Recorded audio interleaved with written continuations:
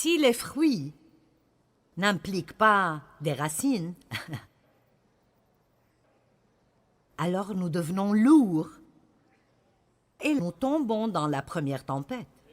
Si vous pensez à un énorme arbre fruitier dans un verger, chargé abondamment de fruits et de grandes branches, même si vous ne les voyez pas, il y a des racines profondément. Autant que les branches sont larges, il y a des racines qui vont aussi profondément dans le sol. Donc il doit être profond et large, pas large sans profondeur. Parce que quand c'est le cas, alors nous sommes charnels, nous pensons aux affaires, aux choses, et nous ne pouvons pas nous occuper des difficultés dans la vie. Nous ne pouvons pas nous occuper des tempêtes de la vie, ni confronter les gens qui sont contre nous, parce que nous sommes habitués à recevoir tout ce que nous voulons, comme nous le voulons, quand nous le voulons. Sinon, nous agissons comme Opie l'a fait dans cette petite vidéo où il ne pouvait pas faire ce qu'il voulait et il s'est juste couché par terre et a piqué une crise de cris. Est-ce que quelqu'un d'entre vous a jamais eu une crise? Une dame seulement? Je pense qu'il y en a plus. Amen, je le pense. Vous connaissez mon mari, le calme, le merveilleux Dave. Il a piqué une petite crise mineure l'autre jour. Il m'a demandé de prendre le rasoir et de lui raser la nuque. Et je fais cela tout le temps, alors je l'ai fait. Puis j'ai vu 2 épis par là, et j'ai voulu m'occuper de ces épis. Maintenant, je vais vous dire le résultat de la poursuite de la mauvaise chose ici. Donc, la première fois, j'ai fait très attention, et j'ai eu l'un d'entre eux. J'ai pensé, oh, je dois me rapprocher. Vous savez déjà ce qui est arrivé. J'ai arraché une surface des cheveux de Dave, grande comme ça. Eh bien, il s'est énervé. J'ai dit, je suis désolée, je suis désolée. C'était un peu drôle, mais j'ai dit, je suis désolée, je suis désolée. Je suis désolée. Et puis il a dit, si je t'avais fait ça, tu piquerais une crise. Et c'est quelque chose pour Dave, parce qu'il est normalement vraiment calme. J'ai dû demander pardon 5 fois juste pour qu'il dise que ça ne faisait rien. Alors vous savez, juste pour que vous le sachiez, vous pouvez pousser Dave à bout si vous essayez assez longtemps. Mais sérieusement, qu'allez-vous vouloir? Qu'est-ce que je voudrais quand le moment viendra pour moi de partir? Maintenant, pensez sérieusement à ceci. Quand le moment viendra pour moi de partir, qu'est-ce que je voudrais? Je voudrais savoir que je suis bien avec Dieu. Allons. Plus que tout, je voudrais être en paix avec Dieu et je ne veux avoir aucune peur de faire face à Dieu. Quand ce moment viendra, je veux être prête à partir et à n'avoir aucune peur. Et je voudrais des gens autour de moi qui m'aiment. Ce sont les seules choses qui importeront vraiment. Donc, si nous passons trop de temps dans cette vie, et bien sûr, nous devons passer du temps pour réussir et passer du temps pour faire de l'argent, et nous avons besoin de passer du temps sur ces choses. Ce n'est pas mauvais de vouloir une belle maison et une belle voiture, et de vouloir pourvoir aux besoins de vos enfants. Mais il y a une différence entre le fait d'avoir un désir pour ces choses et le fait de les pourchasser. Le mot « chercher », ce verbe-là, est un mot extrêmement fort. Et c'est plutôt intéressant. J'ai recherché le mot « chercher » et dans l'Ancien Testament, à chaque fois, il se réfère à chercher Dieu. À chaque fois qu'il est utilisé dans l'Ancien Testament, il se réfère soit au fait de chercher Dieu, soit au fait que Dieu cherchait son peuple pour quelque chose. Le mot veut dire désirer, poursuivre, faire des sacrifices pour obtenir, pour chasser de toute votre force et de tout votre cœur. Alors nous pouvons dire beaucoup à propos de nous-mêmes. Et oui, je vous demanderai de faire un petit devoir et d'avoir juste une petite réunion avec vous-même. Juste une petite, courte réunion avec vous-même. Une petite introspection. Ceci est bon pour nous tous. Et juste, demandez-vous, qu'est-ce que je poursuis? Qu'est-ce que je poursuit? Quelle est la chose la plus importante? Qu'est-ce qui prend le plus de votre temps? De quoi parlez-vous le plus? Où investissez-vous la plus grande partie de votre énergie? Et vous savez, je pense que nous trouverons qu'une grande partie de cela est simplement fausse. Ce n'est pas ce que Dieu nous dit de chercher. Il n'y a en fait qu'une poignée de choses que la Bible nous demande de chercher. Nous devons chercher la justice. Nous devons chercher Dieu. Nous devons chercher le royaume. Et 4 ou 5 autres choses. Chercher à marcher dans l'amour. Mais il n'y a vraiment pas de grande longue liste. Et nulle part nous est-il dit de chercher des choses matérielles. Et vous direz peut-être, l'important pour moi est que mon enfant soit sauvé. Eh bien, vous savez, oui, nous voulons bien cela, mais ce n'est pas ce que nous devons chercher. Désirer cela, mais ce n'est pas ce que nous cherchons. Vous êtes plutôt silencieux. Je voulais plus que tout que ce ministère grandisse, mais quand vous voulez quelque chose aussi fortement, il y a de mauvais motifs là. Et je pense que quiconque commence, et beaucoup de personnes qui commencent dans le ministère même, sont des personnes qui ont le cœur brisé et peu sûres d'elles. Pas tout le monde, mais c'est étonnant comment Dieu utilise des gâchis. Il utilise des personnes qui sont endommagées, et vos dommages peuvent devenir votre message si vous le permettez.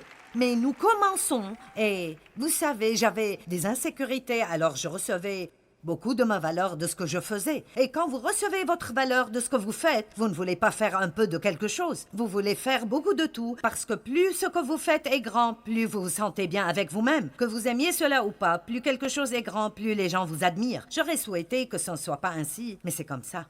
La première chose que tout le monde veut savoir est combien de gens étaient là.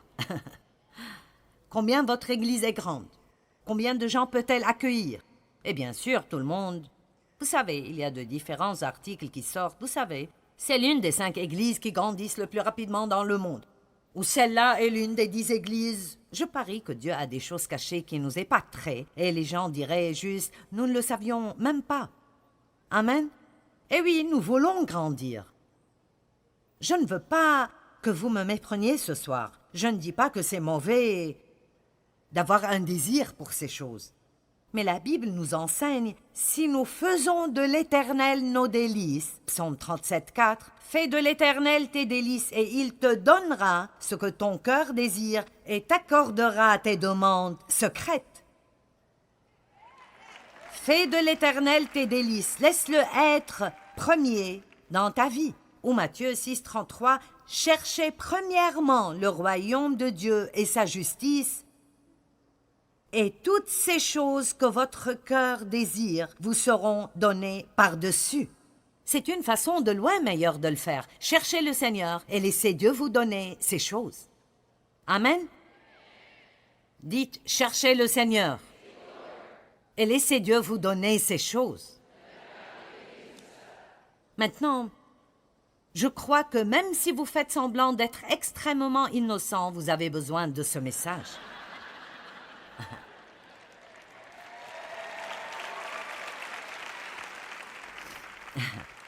Mais vous savez, il y a une partie de nous qui a peur que si nous arrêtons de poursuivre ce que nous voulons, cette partie de nous a peur de ne jamais le recevoir.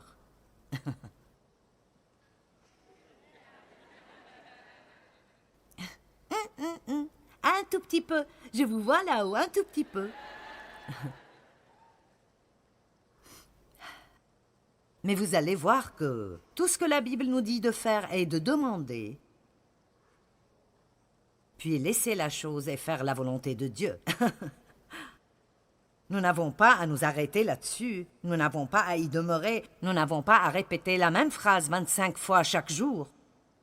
Nous devons juste demander à Dieu et lui dire ce que nous voulons, demander et continuer de demander, frapper et continuer à frapper, chercher et continuer à chercher. Ce n'est pas mauvais de vouloir quelque chose du tout. Vous pouvez demander à Dieu tout ce que vous voulez, mais ce n'est pas ce que nous devrions chercher et poursuivre. Ce que je veux et ce que je cherche sont 2 choses différentes. Vous comprenez? Maintenant, j'ai travaillé dur pour ce ministère. Mais je sais que ma valeur et mon identité n'y sont pas liées. Oui, ce serait difficile pour moi si quelque chose arrive et je le perds, naturellement ce serait dur. Mais je sais que je survivrai parce que, même si je n'étais pas Joyce Meyer, je serai toujours Joyce Meyer. Amen. Et nous devons comprendre ces choses. Autrement, ce que nous faisons devient toujours... Nous commençons à avoir peur que nous pourrions le perdre. Et si nous perdons notre position, et si nous perdons notre statut, et si nous perdons nos meilleurs amis, et si nous perdons notre position dans la communauté, et si nous ne sommes plus dans le leadership de l'Église, et quoi que ce soit qui nous donne un statut, nous pensons juste que nous n'aurons aucune valeur si nous perdons cela. Et je vous dirai un petit secret. Dieu vous aime tellement que si ces choses veulent dire trop pour vous, il sera heureux de les arracher hors de votre vie et de vous les enlever. Et ça paraîtra être quelque chose de très violent et vous ne comprendrez pas ce que Dieu fait, mais quand ce sera terminé, vous serez libre, libre, libre, libre, libre. Allez, rendez gloire à Dieu.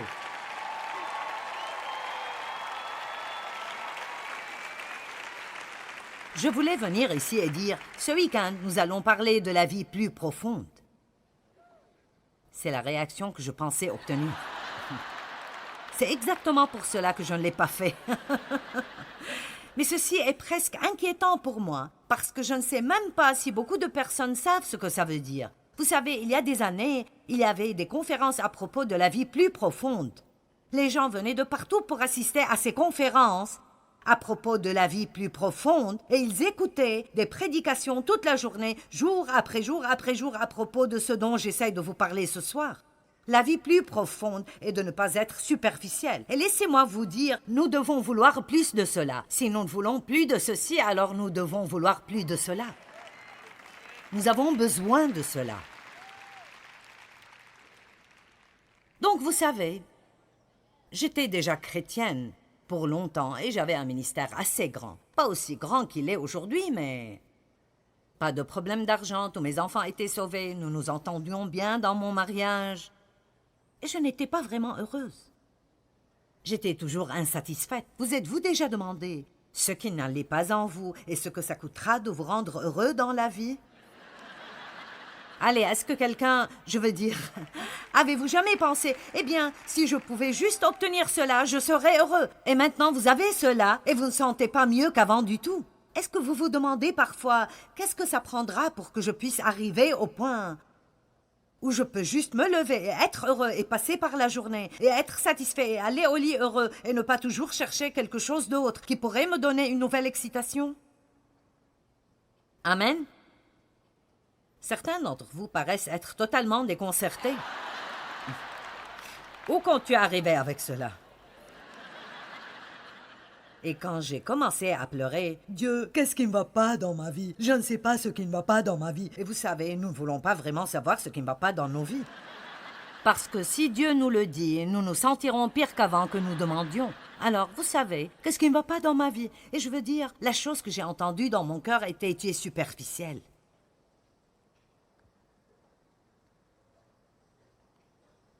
Eh bien, qu'est-ce que c'est? Alors, ça n'a pas pris beaucoup de temps après cela, et je me suis retrouvée dans Luc chapitre 5. Donc, allons-y. Des chrétiens superficiels qui veulent des fruits, mais ne s'occupent pas des racines.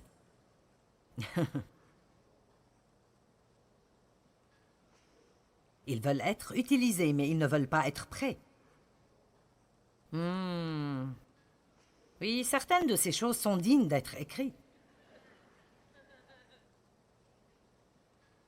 Verset 1. Comme Jésus se trouvait auprès du lac de Génézareth, la mer de la Galilée, et que la foule se pressait autour de lui pour entendre la parole de Dieu, il vit au bord du lac 2 barques, d'où les pêcheurs étaient descendus pour laver leurs filets.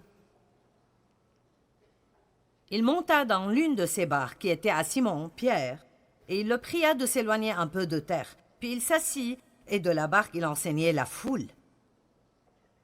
Lorsqu'il eut cessé de parler, il dit à Simon, Pierre, « Avance en eau pleine. » Vous savez, par eau pleine, on veut dire profond. J'ai juste pensé mentionner cela. Avance en pleine eau et jetez vos filets pour pêcher. Maintenant, que veut-il dire par pêcher? C'est la capacité d'un camion, un grand camion, rempli à ras-bord. Je serais contente de le prendre en entier. Eh bien, quand Dieu essaie de dire quelque chose, vous n'avez pas besoin de beaucoup d'explications. Dieu m'a dit que j'étais superficielle et me voilà en train de pourchasser toutes ces choses que je veux. Et rien de cela n'arrive vraiment. Et vous savez, j'ai des choses, mais je ne suis toujours pas heureuse. Et alors, Dieu me dit, avance en eau profonde et attends-toi à une pêche. Simon-Pierre lui répondit, écoutez, vous devez comprendre cela, sinon vous ratez le point. Simon lui répondit, maître, nous avons travaillé toute la nuit et nous sommes fatigués et nous n'avons rien pris dans nos filets. Maintenant, arrêtez jusqu'ici. Vous devez comprendre ceci. Quand Jésus est venu, ces gens avaient pêché toute la nuit et ils n'avaient pas tous les gadgets que nous avons. Quand ils pêchaient, ils travaillaient. Ils n'ont rien attrapé, rien du tout, rien du tout, rien du tout.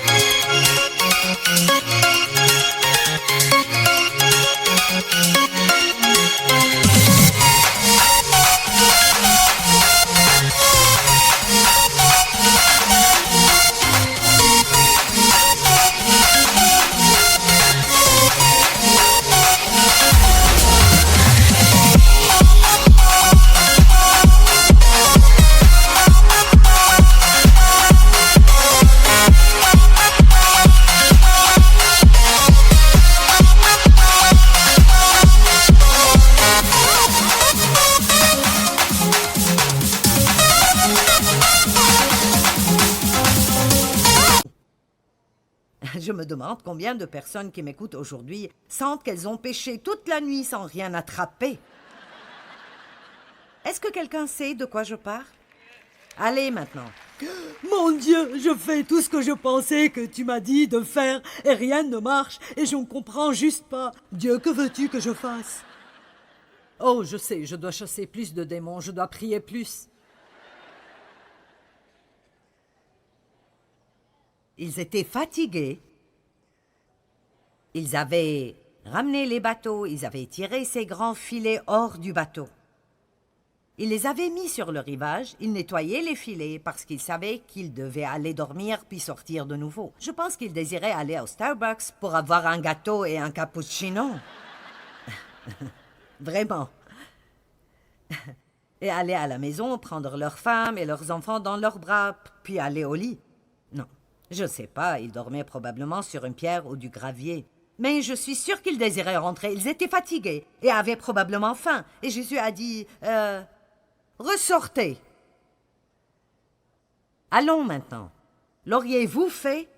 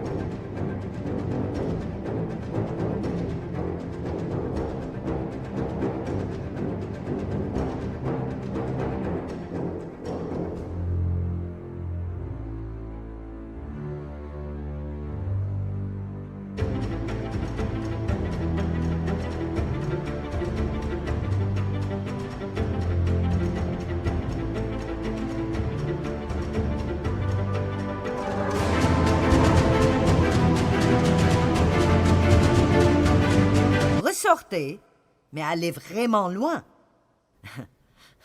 Allez à l'eau profonde et jetez vos filets et vous attraperez plus de poissons que vous imaginez. Maintenant, Pierre a dit, Seigneur, nous sommes fatigués. Nous n'avons pas envie d'y aller. Allez.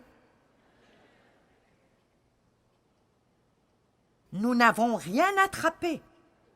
Sortir de nouveau ne marchera pas. Nous sommes éreintés. Ça ne marchera pas. Nous sommes fatigués. Donc, au fond, ce qu'il disait est « Nous ne voulons pas. Nous n'avons pas envie. Et nous ne pensons pas que ça marchera. » Maintenant, regardons le verset une fois de plus. « Mais sur ta parole, je le ferai. Je le ferai. Je le ferai. Je le ferai. » Merci Seigneur pour la force de la volonté du Saint-Esprit. Nous n'avons pas besoin d'avoir envie ou de le vouloir ou de penser que c'est une bonne idée. Si Dieu dit de le faire, nous le faisons. Et nous croyons que quand nous faisons ce que Dieu veut que nous fassions, alors nous aurons ce que nous croyons que Dieu veut que nous ayons. Écoutez, Dieu est miséricordieux et il fait des choses pour nous que nous ne méritons pas. Laissez-moi vous dire quelque chose. Toute personne qui croit qu'elle aura la vraie bénédiction de Dieu et vivre dans la désobéissance se trompe lui-même. C'est juste, je me fiche de ce que l'enseignement du nouvel âge est. La Bible est la Bible. Amen. Et la parole est la parole. Et je suis sûre que Dieu est aussi moderne que quiconque d'entre nous. Après tout, il a donné la technologie pour les textos et pour Facebook et toutes les choses dont nous pensons que nous ne pouvons pas vivre sans. Donc, j'ai découvert quelque chose que j'essaie toujours de comprendre. Vous savez, je ne vis pas vraiment dans ce monde, donc j'étais avec un groupe et beaucoup d'entre eux étaient plus jeunes et ils me parlaient de ces selfies que tout le monde fait maintenant. Est-ce que tu sais ce que c'est, pasteur? Vraiment, je ne savais pas ce que c'était. J'ai dit, qu'est-ce qu'une selfie? Vous voyez, il y a d'autres gens qui grimacent. Mais ils ont des cheveux gris comme les miens, si je ne les colorais pas. Je pense que c'est juste notre tranche d'âge. Et alors j'ai dit, qu'est-ce qu'une selfie? Et ils ont dit, oh, les gens prennent des photos d'eux-mêmes. Comme, oh.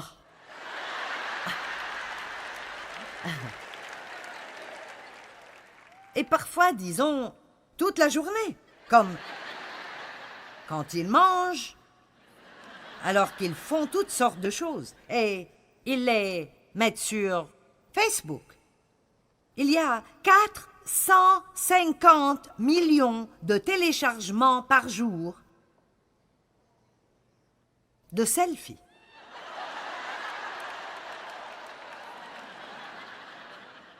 J'ai dit, j'ai passé 38 ans à essayer de mourir à moi-même.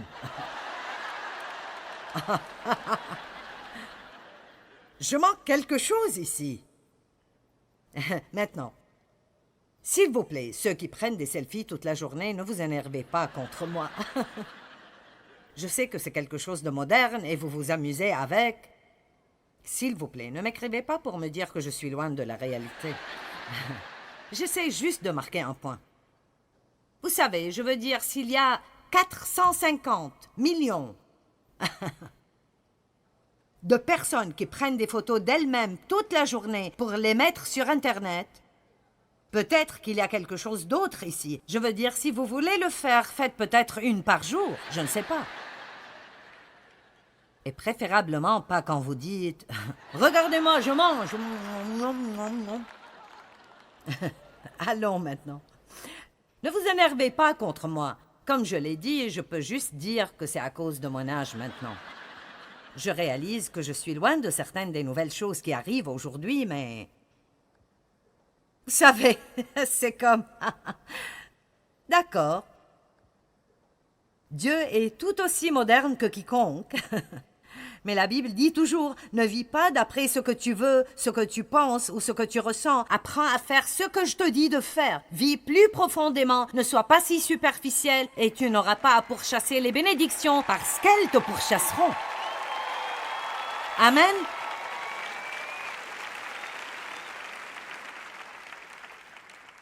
Alléluia.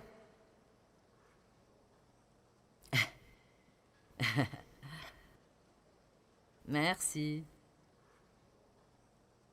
Maître, nous sommes fatigués, éreintés, crevés.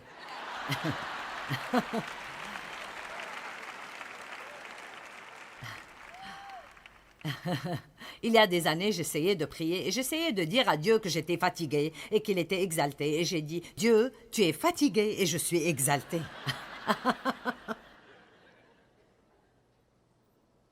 Mon Dieu.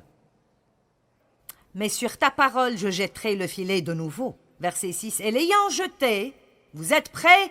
Et l'ayant jeté, et quand ils ont fait ce que Dieu leur a dit de faire, et quand ils ont fait ce que Dieu leur a dit de faire, même s'ils ne voulaient pas le faire, ne pensez pas que ça marcherait. Quand ils ont fait ce que Dieu leur a dit de faire, ils prirent une grande quantité de poissons et leur filet commençait à se rompre. Ils firent signe à leurs compagnons qui étaient dans l'autre barque de venir les aider à ramasser. Ils vinrent et ils remplirent les 2 barques au point qu'elles enfonçaient. Maintenant, vous pouvez donner gloire à Dieu.